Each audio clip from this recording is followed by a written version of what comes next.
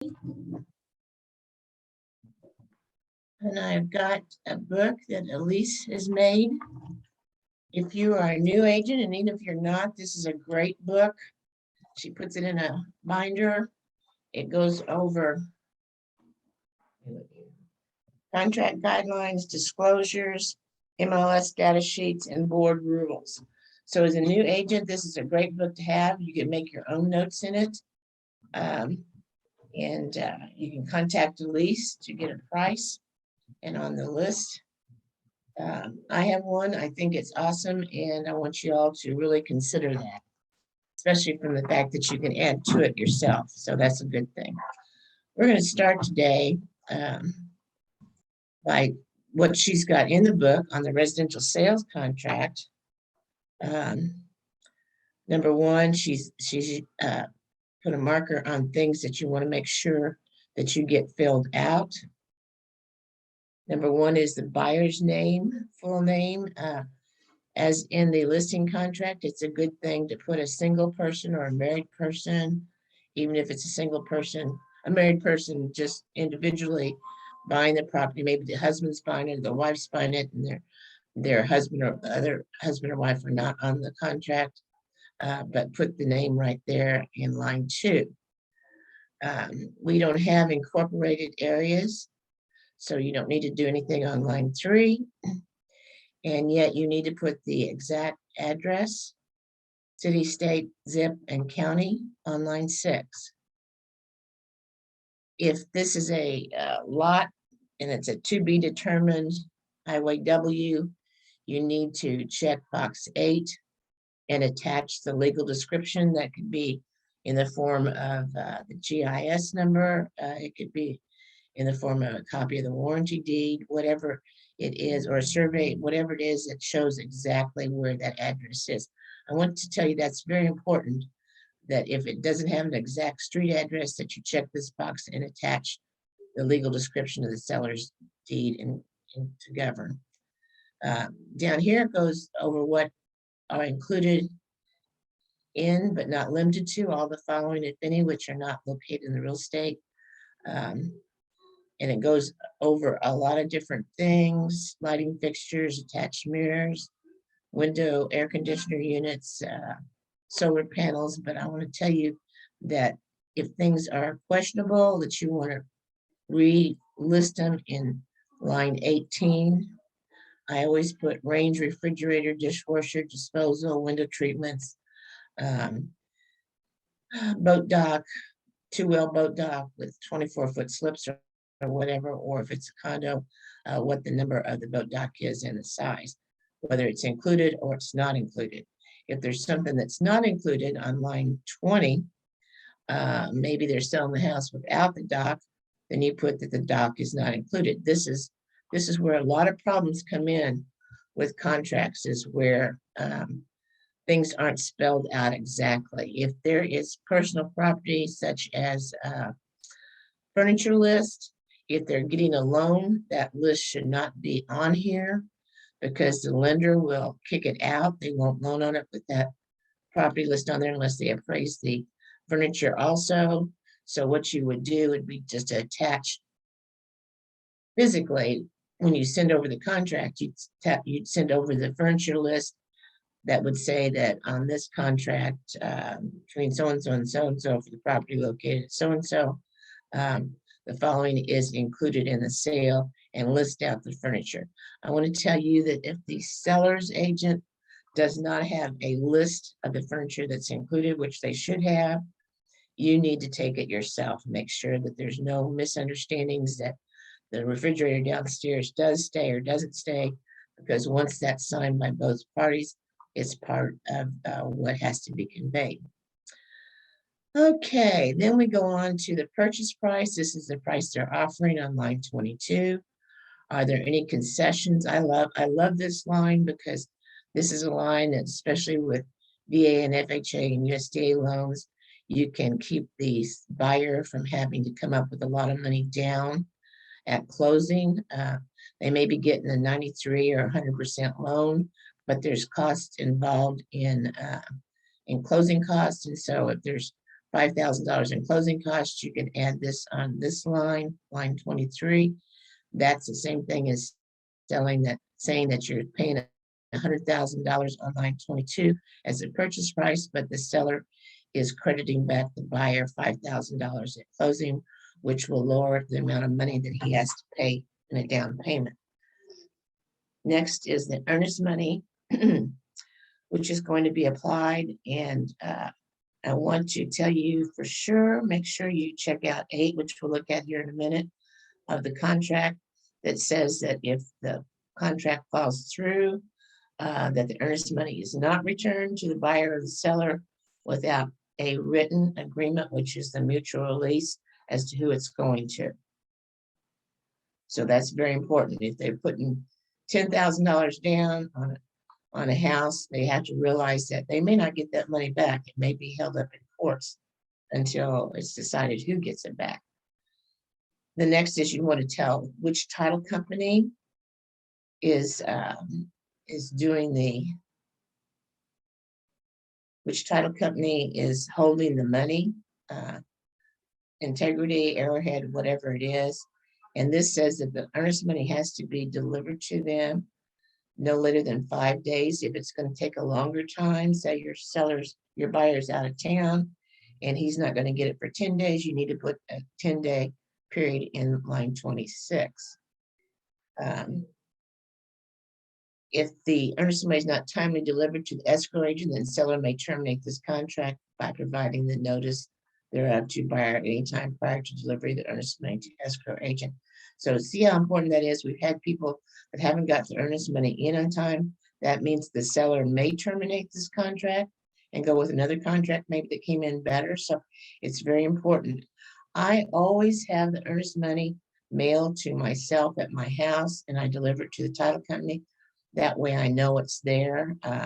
If you're not doing that, if you haven't sent directly to the title company, then you want to make sure you keep in contact with the title company and know exactly when that money's in. So if it's not in there on day 5, that you're on the phone to the buyer and say, have you mailed the earnest money, and taking care of that. If additional earnest money is to be supplied at any time prior to closing, it's to be treated as non-refundable. Let's see. Of any home credits to the party may retain the interest. It may be treated as non-refundable, attach an appropriate rider such as MSC 2001R, earnest money rider. Again, here it references number 8 below about who gets the earnest money. But if you're going to want to make a strong contract, you may say, I'm putting $1,000 down, and upon completion of inspections and agreement of inspections, I'll put an extra $5,000 down that may be non-refundable. This is a really good form to use to make your contract stronger and yet still protect your buyer. Then you're going to put, again, the name of the title company, exactly as it was up here, and their address. The closing date, this is very important. If you put December 1st, the only way that changes, and if the buyer or the seller doesn't close on that date, the contract will be dead and voided unless it's agreed upon by both parties to amend the contract and change the closing date. So usually it's 4 to 6 weeks from the date. If it's a cash buyer, it could be less than that. But if you're getting financing, you want to have closing date 4 to 6 weeks, which at least is put in there once the contract's consummated. Again, this is an important date. Make sure your buyers are going to be there. You might check with the listing agent to see, is there any time that the seller is not going to be available, or when would they like to close? If maybe they don't want to close in 30 days, maybe they would close in 60 days, whatever. If you can work that out and put that closing date in there. It's best not to close on a Friday. Of course, you can't close on Saturday and Sunday. So if you can do it on Wednesday, Thursday, Tuesday, Monday, whatever. And of course, the office likes you to keep as many closings away from the very end of the month as possible, so they have time to get you paid and things closed out on the books for the end of the month. Possession and all keys will be delivered by a closing. That means that closing date, if it's November 1st, on November 1st, that means that the seller no longer owns that property and they have to be out, moved out, not getting ready to move out, but moved out, and possession is given to the buyer on that closing date. Brokers are not responsible for delivery of the keys. Buyers should change locks, forwarding possession, and reset the factory settings and codes and passwords for all electronic systems or components of the property. That's something I would suggest to your buyers, that they relock the keys in a different situation so no keys are out. If there's a possession other than closing date, in other words, I'm going to close on the 1st, but I'm going to give the seller possession 3 days after closing. That miscellaneous MSC 2085R means that you have to have that attached to the contract. Quite often, it's not a bad idea if people are living in the house to give them a day or two after closing to give possession. That's better for the seller. It's not necessarily better for the buyer, but that allows the seller to get moved out, have everything set up to get moved out after closing. That way, if the contract bombs right at closing, you haven't got people all moved out and furniture already transferred out, and then the deal doesn't close.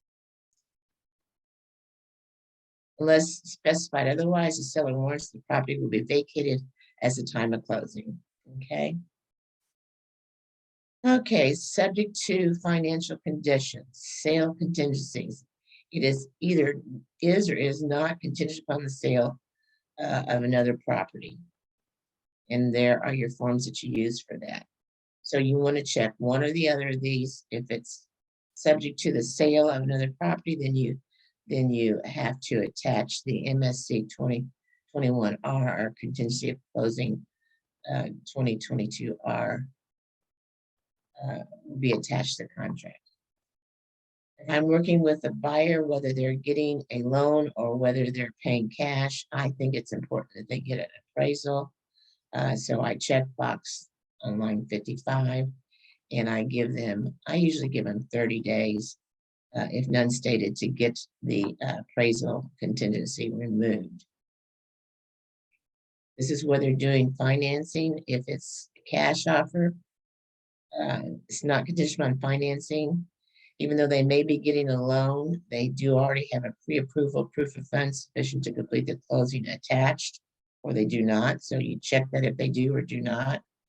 It's non-conventional, then you're going to attach the appropriate writer, whether it's a government loan or seller financing or whatever. And then, of course, conventional loan, which is typical. 25 days, talk to your buyer and find out, have they already talked to a lender? Are they pre-approved? And see if that 25 days is essentially effective to work on. Then if it's conventional, you have to come down here and complete one or both. The loan amount, 80%.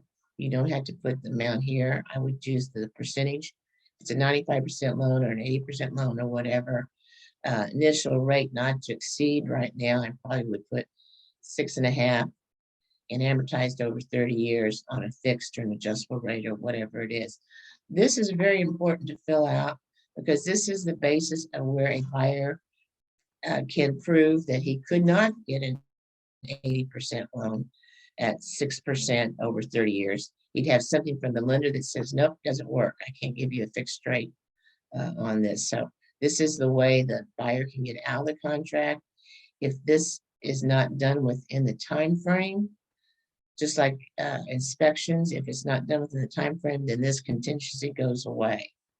That means that they can't come back on 10 days after the contingency date and say, oh, I can't get my loan. That's too late. They have to get it prior. So these are dates that you have to keep logged into your phone or wherever and know when it's due and make sure that it's taken care of. Don't come back the day after that 25 days is up and say, oh, we can't get our contingency because the bank won't loan the money. It's gone away by that time. Title and surveys are set forth. This says who's going to pay the fees. Typically, we use number C, which is seller shall deliver a buyer title commitment at the seller's cost and the owner's policy at the buyer's cost. This is just typical. It could be any of these, but this is normally what we've been using for years here at like the Ozarks. Again, you're going to put in here the name of the title company. That's on page 1. And the buyer has 20 days to review the title commitment after its receipt. You want to get that title commitment as soon as possible. So keep on the title company to get it to you. This tells you how many days the seller has to correct any title issues and how many days after receipt of the objections to agree in writing to correct the same. This goes over seller's expense. And this kind of automatically terminate if they don't come to an agreement on the title commitment. So keep in mind when that commitment's in and make sure that your buyer has a copy of it. Inspections, it's contingent for. This is being sold in its present condition with no warranties expressed or implied. Property data. They have 5 days after the effective date of the contract. I want to go back up here because Elise had pointed out, what is the effective date? The effective date of the property is the date it's last signed by everybody. If the contract is signed and agreed to by both the buyer and the seller on the 1st, that's the effective date. If it goes back and forth with counteroffers, it's whenever that final counteroffer is accepted and all signatures are on it. That's the effective date.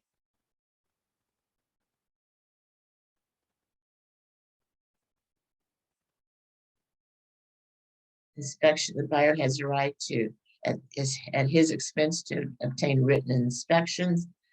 And the inspections will be within how many days? I usually put at least, this says 10 days if none stated. I usually put at least 15 days in there, 14 or 15 days. And then once there's a specialist report, buyers give notice to for additional inspection. Say the inspection says the roof, it could be in bad repair and you need a specialist, then you're going to attach that specialist report. You've got 5 days to do that. This is if, check this box, only if buyer waives the right to unilaterally terminate the contract. That doesn't mean they can't have inspections, but that doesn't mean they cannot terminate it because of inspections.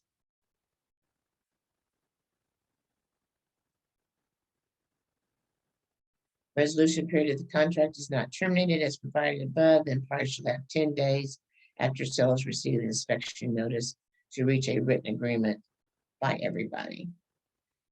That also includes municipal inspection. So you want to make sure that if you're buying this property and it says no vacation rental because of rules and regulations by government, that you've got that filled out and they know what they're buying.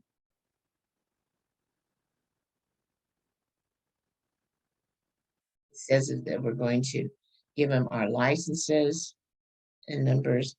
This goes on to the homeowner warranty. Either there is or there isn't, or there is one that can be transferred. This is at number 8.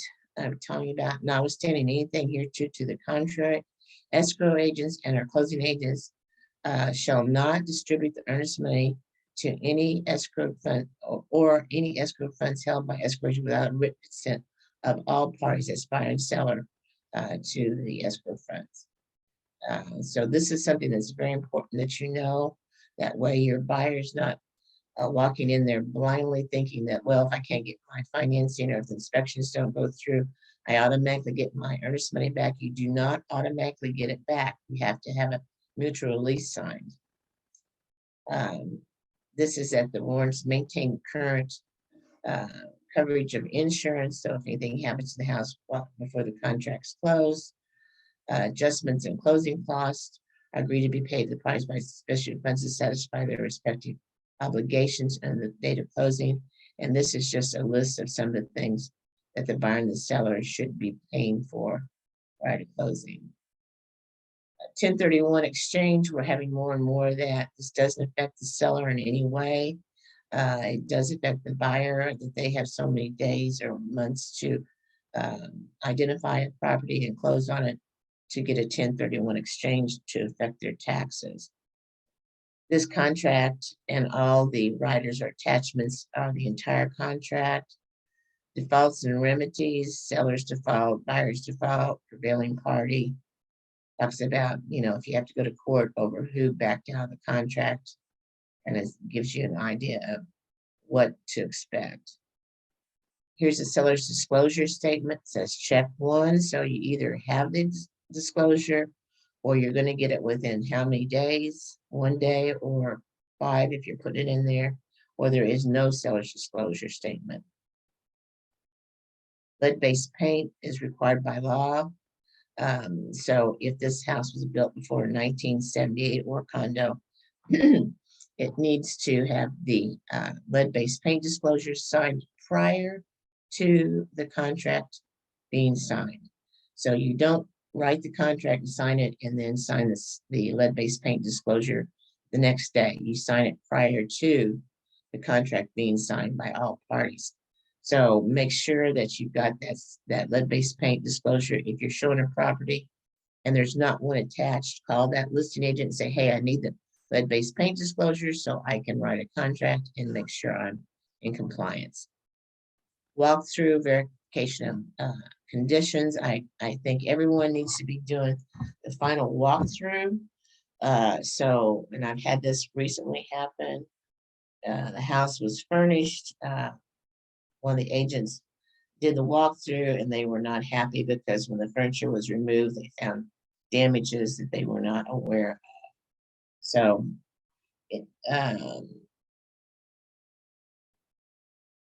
waiver of any inspections does not waive the right to do a walkthrough. So if you don't have inspections, you still have the right to do a walkthrough. Closing does not relieve seller of any obligation to complete any repairs agreed upon.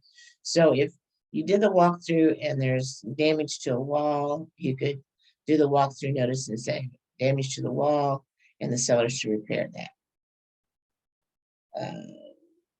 This is in multiple parts and all the signatures and governing law construed. This is where you add your writers, the measurement disclaimer, inventory of personal property, or maybe you check the box, it's contingent on the sale of the buyer's property, or this is government loans, or it's a backup contract. Make sure if you're writing a contract on a house that already has an accepted contract, that you make this a backup contract and attach the MSC 2023R. Special agreements, there is very little room in here, and the reason for that is we're not supposed to write a lot of stuff in here. So before you fill in a special agreements in this area, make sure maybe that you give me a call and say, hey, I need to put something in special agreements. How should I write this up? Because more than likely there may be a form to address that special agreements. Oh, is the licensee principal or a relative or whatever to the transaction? It's either your name, if your mother's buying this house, is a principal, is an immediate family member of the seller or the buyer, and specify. With people using getting paid by buyers and sellers, this happens quite often that both these boxes are checked. If this buyer is paying an additional fee on the buyer's agency to compensate the buyer at closing, they both need to be checked. This is supposed to be filled out on both sides when you write the contract. So on the listing agreement, you find out who the listing agent is, and you put in their license number, and you mark, because it tells you right there in the listing agreement what kind of agency they are, whether they're just a transaction broker or a seller's agent or whatever. Both sides of this needs to be filled out.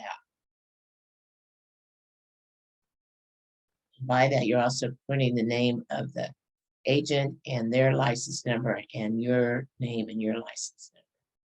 This is a franchise disclosure. Sales information will be furnished to the Board of Realtors.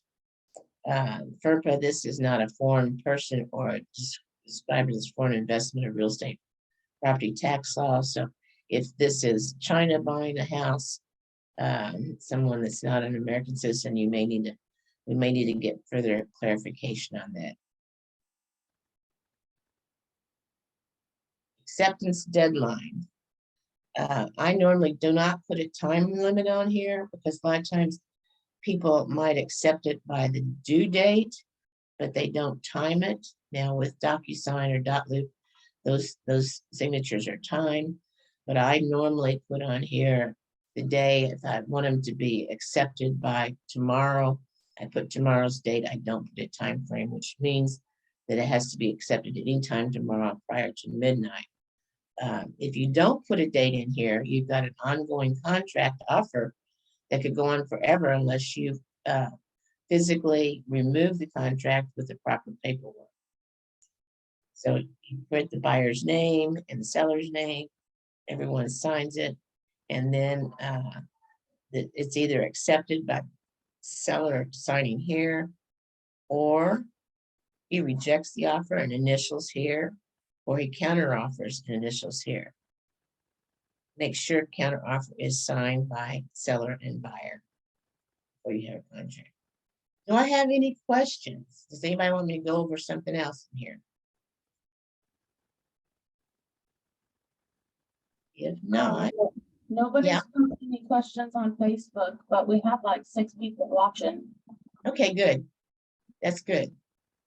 Okay, other thing I'm gonna go to is the buyer's agency, which is affected by the contract, of course. So buyer's exclusive agency, we have this a lot. Now I want to tell you, when you and your buyer sign this contract, you should make it explicitly apparent as to what they are signing. And of course, every contract says if you don't understand this to the buyer or the seller, that they should consult their attorney. So when you put the buyer's name in here and your name of the company, Keller Williams Lake Ozarks, not your name, the name of the company, and you mark residential, I usually put in here residential at Lake of the Ozarks and then put whatever date this is going to be. This could be 1 day, it could be 6 months, it could be a year, it's whatever you and the buyer agree to. But you want to explain this to the buyer, that if they see a listing that's listed by Remax, don't call that Remax agent, call you. You will get their answers for them. No misunderstandings as to their responsibility to you and your responsibility to them. And your responsibility to them is not to just get this sign and wait till they see something on Zillow that they like and come down and look at it, but it's to actively be looking for them and working on their behalf.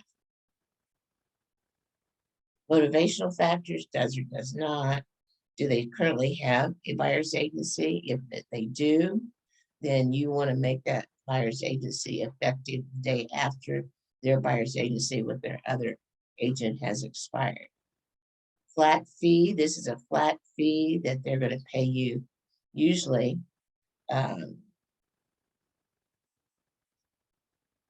They've got here only if and on the same day that the additional compensation right below is done. So here is where you get paid $499, whatever you want in there, $250 or whatever, paid directly to you at closing. Of course, that goes through Keller. You never get anything paid directly to you from a buyer or seller. Goes through Keller Williams first. This is something that you, if you're something doing above and beyond, that's quite good to do. I don't want you putting a flat fee in here and then putting 0 down here. If you're charging the buyer a flat fee, then you want to come down here and you want to put what is the compensation that you're going to get at closing, which is normally 3.5%. So you either do this one or this one, but 3.5% is the additional compensation. I don't like that they say additional compensation because down here it talks about that you're going to get it from the seller or the seller's agent's company. But 3.5% is what you're putting in here. And what is your protection period? This could be whatever you decide. If you want to make sure that they're not going to go behind your back after your buyer's agency has expired, you put in the date, the amount of days there.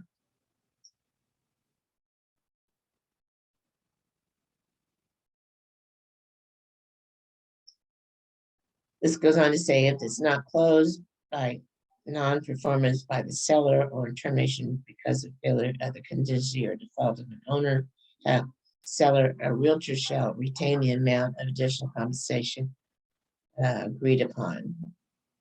So in other words, if the seller backs out of the contract, we're probably still going to get paid because we brought him a willing, able buyer.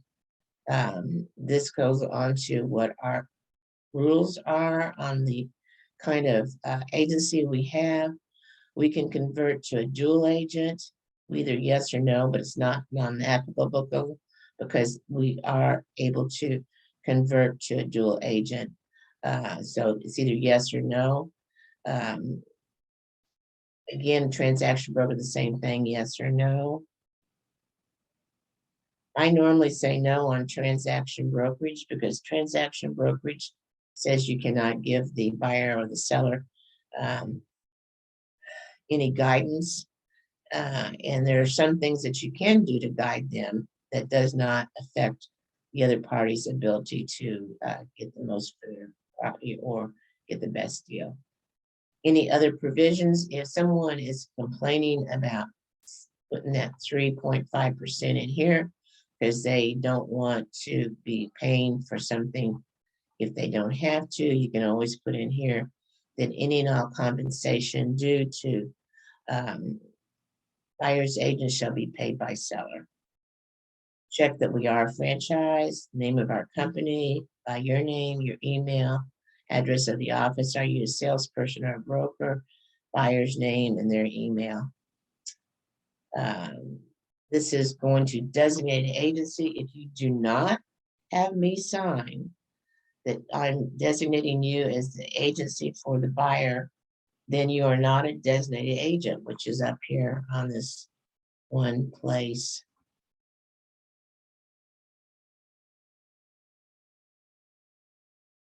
That you'll put into the contract that you're a designated agent. So make sure that you put your name or your team's name or the names of everyone on your team up here, and then I sign it to designate you as the buyer's agent as in a designation, which could mean a dual position if that buyer ends up buying one of your listings. Okay, do we have any other questions? At least, do you see anything question-wise? Ethan asked if both parties had to sign the lead-based paint. Do we have time to go over a lead-based paint? Yeah, we do. Absolutely.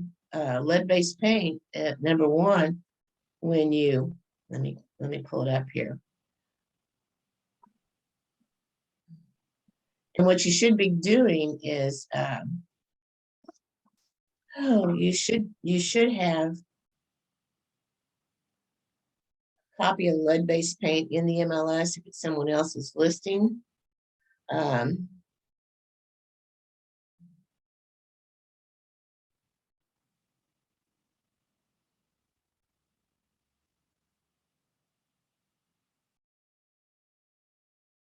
Now, does anybody know where the, but you should also be given that lead-based paint.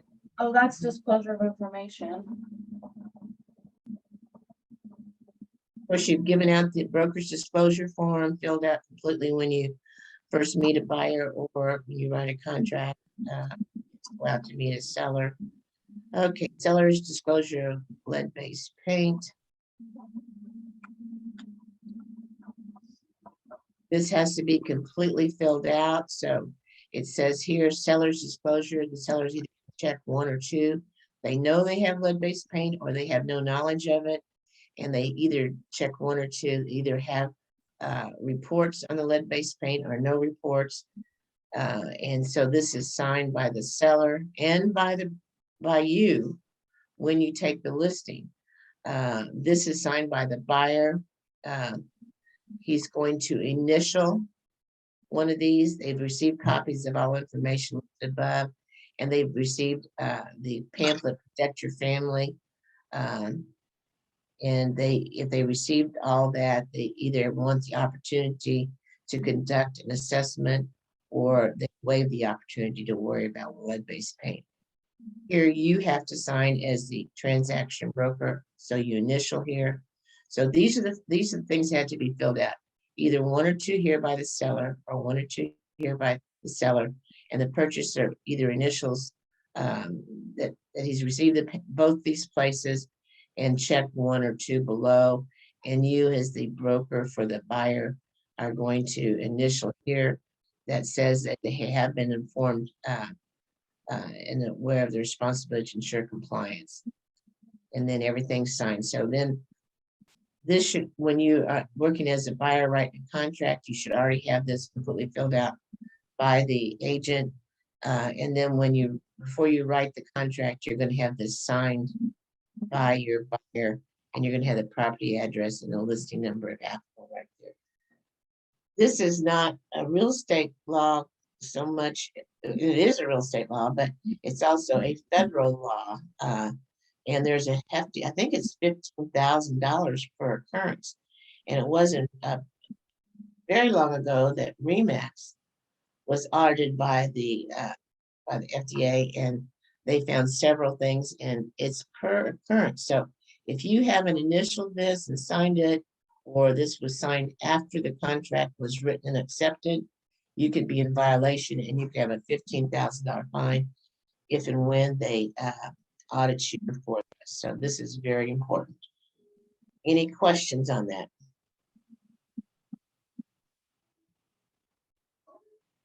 No, thank you. That was Okay. wonderful. Okay, good.